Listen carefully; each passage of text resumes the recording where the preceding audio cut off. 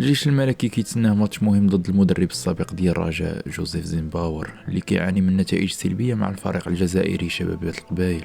المغاربه كاملين بجميع الانتماءات ديالهم غادي يشجعوا الجيش الملكي باش يجيب الربح من الجزائر من بعد كاع الاحداث اللي طراو مع الجاره ديالنا الجزائر. حتى واحد ما غيبغي العساكر يرجعوا خاسرين. اما الرجاء من بعد اخر ربح في دونور في اخر دقيقه ضد الكوكب المراكشي خلاها تكون في المرتبه الثالثه، والى قدرات في الماتش الجاي تجيب 3 نقاط من ملعب المدينه ضد توارقه غادي تكون في المقدمه ديال الترتيب ب 18 نقطه من بعد الجيش الملكي والمغرب الفاسي. اما بركان غادي يبغيو ينتقموا من بيراميدز من بعد الفينال ديال السوبر اللي خسروا فيه اللقب في الاراضي المصريه.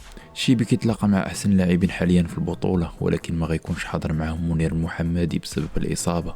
بيراميدز غيدخلوا الماتش ثقين في راسهم بسبب الاستقرار اللي كيعيشوا في النتائج في البطوله المصريه. اما الوداد البيضاوي عاوتاني كيجيب تعاقد جديد، موهبه بوليفيا موزيس بانياكا كيلعب في مركز جانح ايمن، عنده 18 عام، لعب 104 ديال الماتشات، ماركا فيهم 24 بيت وعطى 15 تمريره حاسمه. واخا السن ديالو صغير ولكن راه كيتعتبر لاعب دولي حيت كاين في اللائحه ديال المنتخب البوليفي. غيجي الفريق الوداد على سبيل الاعاره ومع احقيه الشراء بعقد كيوصل 4 المواسم. صفقه مزيانه كنتمناو تكون ناجحه في المستطيل الاخضر.